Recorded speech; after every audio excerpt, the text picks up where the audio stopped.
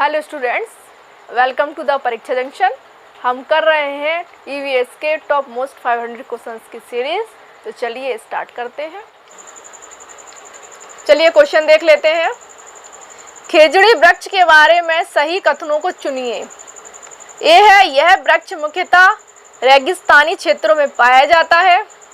B है, इसे अधिक जल की आवश्यकता नहीं होती। सी है, यह छायादार वृक्ष है जिसकी छाया में बच्चे खेलना पसंद करते हैं। डी, यह अपने तने में जल एकत्रित करता है और लोग पतले पाइप से इस जल को पीते हैं। ऑप्शन देख लेते हैं। ऑप्शन फर्स्ट है ए, बी और सी। ऑप्शन सेकंड है ए, सी और डी। ऑप्शन थर्ड है बी, सी और डी। ऑप्शन फोर्थ है ए, बी और डी।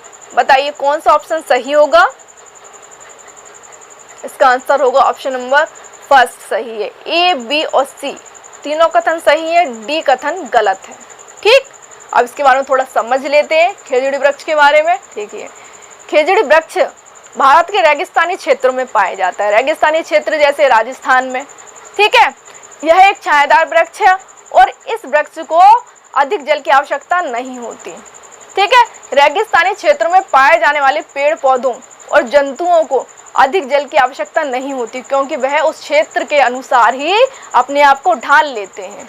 ठीक, तो ऑप्शन नंबर डी गलत है और ए, बी, सी तीनों सही हैं। ऑप्शन नंबर डी क्यों गलत है?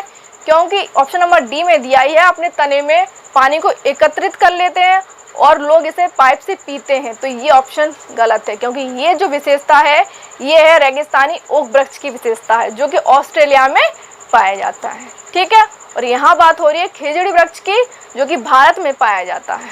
ठीक, चलिए अगला क्वेश्चन देख लेते हैं। रेगिस्तानी ओक के बारे में सही कथन चुनिए। ए है, यह पेड़ ऑस्ट्रेलिया में पाया जाता है। बी है, एक विशेष प्रकार का पेड़ है जिसकी जड़ें टहनियों से लटकती हैं। सी है, इस पेड़ की जड़ें जमीन में उस गहराई तक जाती हैं जब तक कि पानी तक ना पहुंच जाए। डी है, इस पेड़ के तने में पानी जमा होता रहता है और स्थानीय लोग पतले पाइप का उपयोग करके इस पानी को पीते हैं। ऑप्शन देख लेते हैं। ऑप्शन है फर्स्ट है ए, बी और डी। ऑप्शन सेकंड है ए, सी और डी।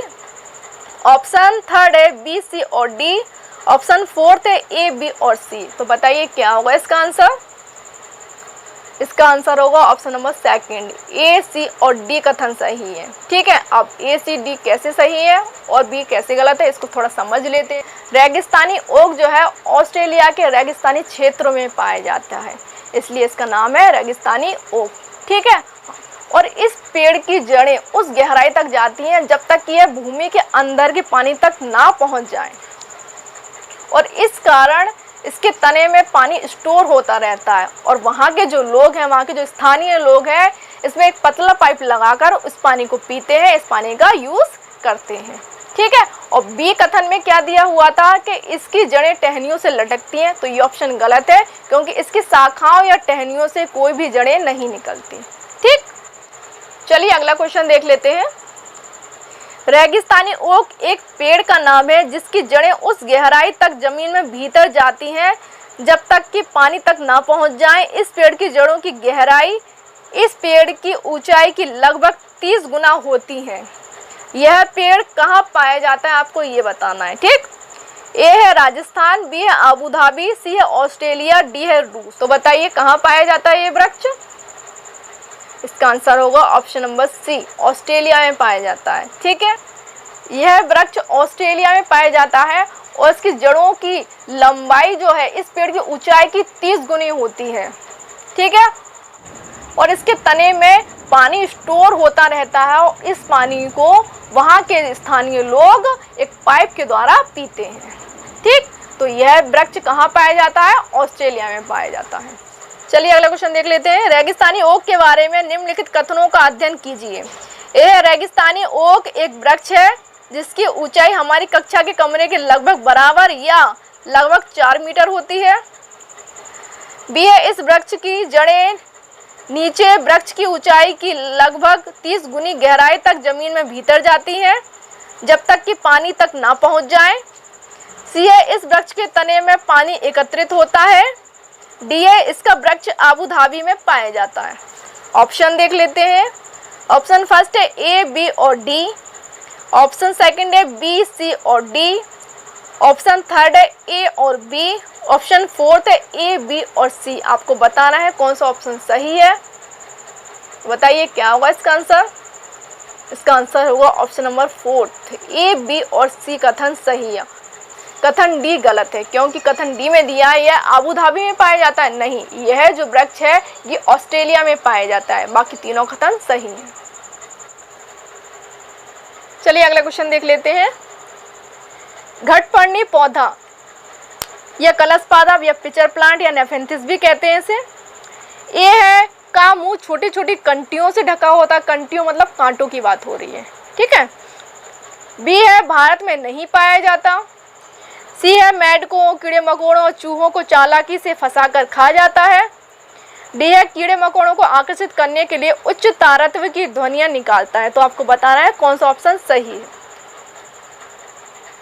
इसका आंसर होगा ऑप्शन नंबर सी, कीड़े मकोड़ों को, चूहों को, मेंढकों को चालाकी से फंसाकर खा जाता है। तो चलिए इसके बारे में थोड़ा और समझ लेते हैं, ठीक है। देखिए, कलश पादप, घटपर्णी पौधा या फिर पिचर प्लांट, ये देखने में कैसा होता है।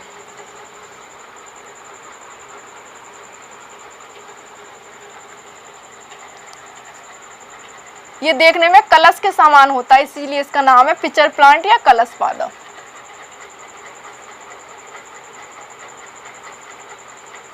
इस तरीके से इसका जो ढक्कन है ये पत्ती नुमा होता है, पत्ती के समान होता है, ठीक।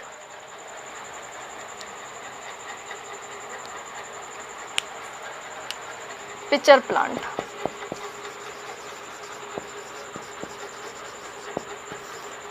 यह भारत के मेघालय राज्य में पाया जाता है। भारत के अलावा ये ऑस्ट्रेलिया, इंडोनेशिया देश में भी पाया जाता है, ठीक है। इसके बारे में थोड़ा और समझ लेते हैं।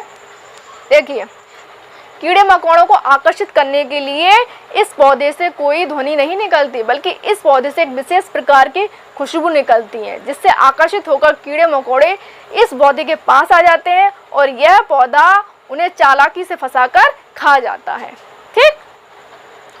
चलिए अगला क्वेश्चन देख लेते हैं। नेफेंथिस एक ऐसा पौधा है जो मेंढकों, कीड़े मकोड़ों, चूहों जैसे छोटे जीवों को अपने अंदर फांसकर खा जाता है। हमारे देश में यह पौधा पाया जाता है। आपको बताना है कहाँ पाया जाता है हमारे देश में। ए है असम में, बी है उड़ीसा में, सी है अरुणाचल प्रदेश में, डी है मेघालय में। तो बताइए क्या होगा इसका आंसर। इसका आंसर होगा ऑप्शन नंबर डी, मेघालय में पाया जाता है। भारत में यह मेघालय राज्य में पाया जाता है, ठीक है। और भारत के अलावा यह इंडोनेशिया और ऑस्ट्रेलिया देश में भी पाया जाता है।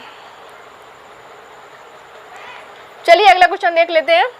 निम्नलिखित में से किससे कुनेन नामक दवाई या दवा प्राप्त होती है, ठीक है।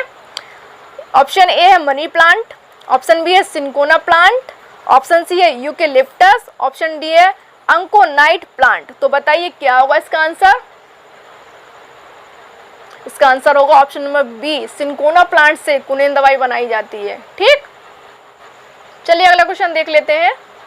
इनमें से कौन द्विबीजपत्री पौधा है। ऑप्शन देख लेते हैं। ऑप्शन ए है बांस, ऑप्शन बी है केला, ऑप्शन सी है गन्ना, ऑप्शन डी है सरसों। तो बताइए क्या होगा इसका आंसर। इसका आंसर होगा ऑप्शन नंबर डी, सरसों। तो चलिए इसको थोड़ा समझ लेते हैं।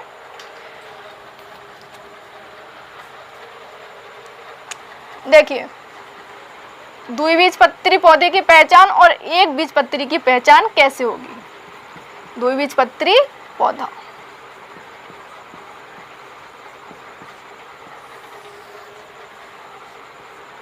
एक बीजपत्री पौधा।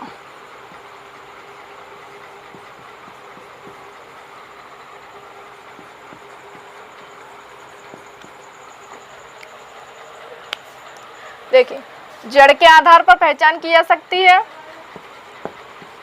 पत्ती के आधार पर भी पहचान की जा सकती है, बीज के आधार पर भी पहचान की जा सकती है और फूल के आधार पर भी पहचान की जा सकती है पौधे की, ठीक। यहाँ भी लिख देते हैं, जड़, सेकंड है पत्ती, थर्ड है बीज और फोर्थ है फूल। अब देखिए कैसे पहचान होगी। जड़ मतलब जिस पौधे में मूसला जड़ होती है उस पौधे में प्राथमिक जड़ें, द्वितीयक जड़ें और तृतीयक जड़ें भी होती हैं, ठीक। और प्राथमिक जड़ जो है वो मोटी होती है, इसमें होती है मूसला जड़।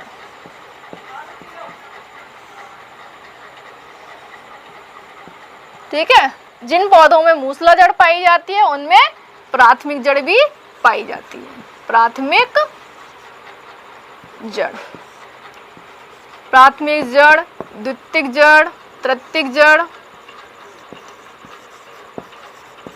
द्वितीयक तथा तृतीयक जड़ भी पाई जाती है। ठीक है, जिन पौधों में मूसला जड़ होती है उनमें प्राथमिक जड़, द्वितीयक जड़ और तृतीयक जड़ भी पाई जाती है। इसको थोड़ा नीचे कर लेते हैं। पत्ती देखिए, द्विबीजपत्री पौधों की पत्तियां कैसी होती हैं? जाली का सिरा विन्यास पाया जाता है। जाली का सिरा विन्यास, जाली के समान रचनाएं पाई जाती हैं पत्तियों पर। जाली का सिरा विन्यास पाया जाता है, सिरा विन्यास। देखिए थोड़ा सा डायग्राम बना लेते हैं इस तरीके से, जैसे ये सिराएं हैं, ये सिराएं गई हैं, इनमें ऐसे जाल के समान रचनाएं पाई जाती हैं। ठीक है, जैसे बरगद के पेड़ में पीपल की पत्तियां। ठीक, बीज देख लेते हैं।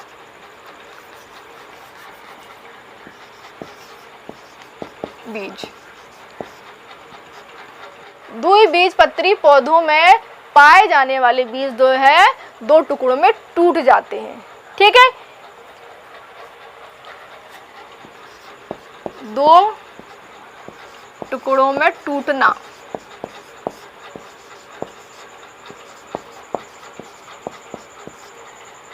ठीक है, जैसे चना दो टुकड़ों में टूट जाता है, मटर, दालें, ये सब दो टुकड़ों में टूट जाती है। ठीक है, सरसों का बीज। ठीक है, फूल के, अब फूल समझ लेते हैं। फूल देखिए, द्विबीजपत्री पौधे के फूल जो है 4 या 5 पेटल्स में होते हैं, यानी 4 या 5 दल पुंज होता है, उनका दल पुंज होता है। ठीक है, अब इसमें समझ लेते हैं एक बीजपत्री पौधा, इसमें झकड़ा जड़ें होती हैं, झकड़ा जड़ होती है। ठीक है, इसमें प्राथमिक जड़ नहीं होती। ठीक, प्राथमिक जड़ नहीं होती, प्राथमिक जड़ नहीं होती। इसमें रेशेदार जड़ें होती हैं, रेशेदार जड़ें, रेशेदार जड़ें होती है, इसलिए इसे झकड़ा जड़ें कहते हैं। ठीक, अब इसको पत्ती का समझ लेते हैं, इसको थोड़ा नीचे कर लेते हैं। दूसरा है पत्ती, इसकी पत्तियों में समानांतर सिरा विन्यास पाया जाता है। समानांतर सिरा विन्यास,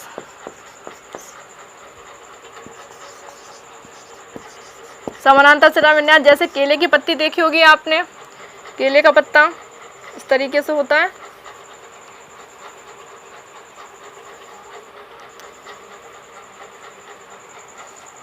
ठीक है, इसमें इस तरीके का सिरा विन्यास पाया जाता है, इसे कहते हैं समानांतर सिरा विन्यास। ठीक, उसके बाद देख लेते हैं थर्ड क्या है, बीज। एक बीजपत्री पौधे के बीज दो टुकड़ों में नहीं टूटते हैं। ठीक है, जैसे गेहूं हुआ, गेहूं दो भागों में नहीं टूटेगा। चावल हुआ, ठीक। फोर्थ देख लेते हैं फूल।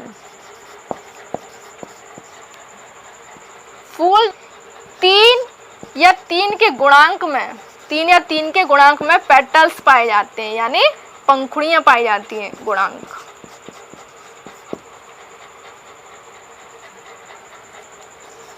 में दलपुंज, दलपुंज।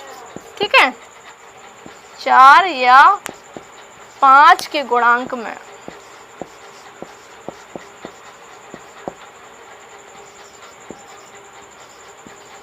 दलपुंज पाए जाते हैं।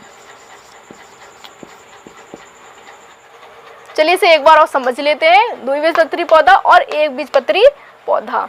इसमें जो है द्विबीजपत्री पौधे मूसला जड़ पाई जाती है, यानी इसमें प्राथमिक जड़ पाई जाती है जो कि मोटी होती है और प्राथमिक जड़ से द्वितीयक जड़ और तृतीयक जड़ें निकलती हैं। इसमें देख लीजिए एक बीजपत्री पौधे में झकड़ा जड़ें पाई जाती हैं। ठीक है, झकड़ा जड़ें या फिर उन्हें रेशेदार जड़ भी कहते हैं। इसमें प्राथमिक जड़ नहीं पाई जाती। अब पत्तियों को देख लेते हैं। इस पौधे की पत्तियों में जाली का सिरा विन्यास पाया जाता है। इस तरीके की पत्तियां पाई जाती हैं। ठीक है, पत्तियों में जाल के समान रचनाएं पाई जाती हैं। इधर देख लेते हैं। इसमें पत्तियों में समानांतर सिरा विन्यास पाया जाता है। जैसे आपने केले की पत्ती देखी होगी। ठीक है, तो इस तरीके का विन्यास पाया जाता है। इस विन्यास को कहते हैं समानांतर सिरा विन्यास। ठीक है, बीज, बीज में क्या होता है, द्विबीजपत्री पौधे के बीज जो है 2 टुकड़ों में टूट जाते हैं। जैसे चना, मटर, दालें, सरसों का बीज। ठीक है, ये 2 टुकड़ों में टूट जाते हैं। और देख लेते हैं एक बीजपत्री पौधे में इसके बीज जो है 2 टुकड़ों में नहीं टूटते। जैसे गेहूं का बीज, चावल का बीज।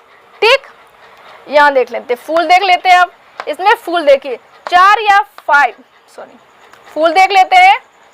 4 या 5 दलपुंज में पाए जाते हैं या फिर 4 या 5 के गुणांक के दलपुंज में पाए जाते हैं। इधर देख लेते हैं फूल, इसमें 3 या 3 के गुणांक में दलपुंज पाए जाते हैं। चलिए अगला क्वेश्चन देख लेते हैं। पौधे में जल का अधिग्रहण किसके द्वारा होता है? ए है जाइलम, बी है फ्लोएम, सी है कैम्बियम, डी है पैलिसेड। तो बताइए क्या होगा इसका आंसर? इसका आंसर होगा ऑप्शन नंबर ए, जाइलम के द्वारा जल का अधिग्रहण किया जाता है। ठीक है, जाइलम एक टिश्यू है, ऊतक है जो जड़ों में पाया जाता है। ठीक है, और फ्लोएम के द्वारा पत्तियों में बना भोजन जो है पौधे के विभिन्न भागों तक पहुंचाया जाता है। तो जल की बात हो रही है तो जल के लिए क्या आएगा? जाइलम। ठीक, अगला क्वेश्चन देख लेते हैं।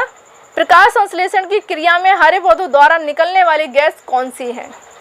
ए है कार्बन डाइऑक्साइड, बी है नाइट्रोजन, सी है ऑक्सीजन, डी है इनमें से कोई नहीं। तो बताइए प्रकाश संश्लेषण की क्रिया में कौन सी गैस बाहर निकलती है? इसका आंसर होगा ऑक्सीजन, यानी ऑप्शन नंबर सी। ठीक, अगर ये वीडियो आपको अच्छा लगा हो तो इस वीडियो को लाइक करें, शेयर करें और इस चैनल को सब्सक्राइब करें।